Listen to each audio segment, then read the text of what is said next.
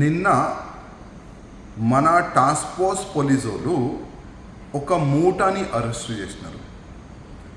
ఆ మూట పని ఏంటంటే మన తెలంగాణలో ఫోన్లు దొంగతనం చేయాలి. అదేవిధంగా దొంగతనం చేసిన ఫోన్లకి నా నియోజకవర్గంలో యాబిట్స్ పోలీస్ స్టేషన్ కింద జగదీష్ మార్కెట్ వస్తుంది. ఆ జగదీష్ మార్కెట్కి తీసుకుని వెళ్ళాలి. IMEI నంబర్లు చేంజ్ చేయాలి, ఫోన్లకి అన్లాక్ చేయాలి, మళ్ళా సుదాన్ మన ఆఫ్రికా కంట్రీకి షిప్ నుంచి పంపించాలి. ఈ మొత్తం ఒక మూటని మన టాస్క్ ఫోర్స్ పోలీసు వాళ్ళు అరెస్ట్ చేసినారు. ఇంతకుముందు కూడా ఈ 31 మెంబర్స్కి అరెస్ట్ చేసినారు కదా, వాళ్ళపైన ఆల్రెడీ వేరే పోలీస్ స్టేషన్లో కేసులు కూడా ఉన్నాయి.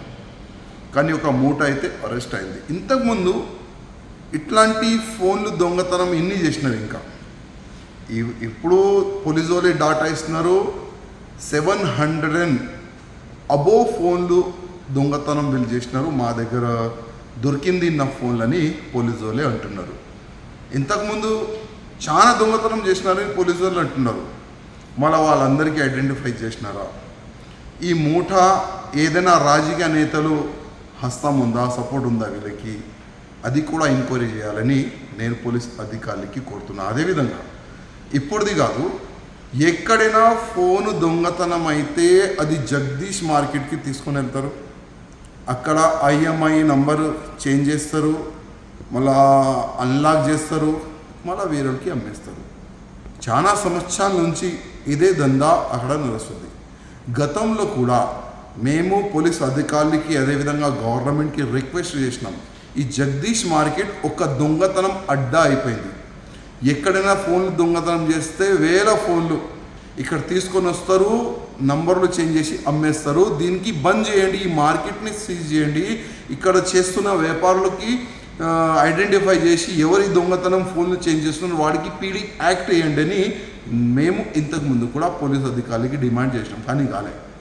కనీసం ఇప్పుడైనా కాంగ్రెస్ గవర్నమెంట్ తెలంగాణ వచ్చింది, మా రేవంత్ రెడ్డి గారు ఉన్నారు. రేవంత్ రెడ్డి గారికి మరీ రిక్వెస్ట్ చేస్తున్నాం, మా ముఖ్యమంత్రి గారికి జగదీష్ మార్కెట్ అట్లాంటి చాలా మార్కెట్లు ఉండొచ్చు, అన్ని మార్కెట్కి బంద్ చేయండి. ఎందుకంటే మన తెలంగాణకి చెడ్డ పేరు వస్తుంది దీనివల్ల.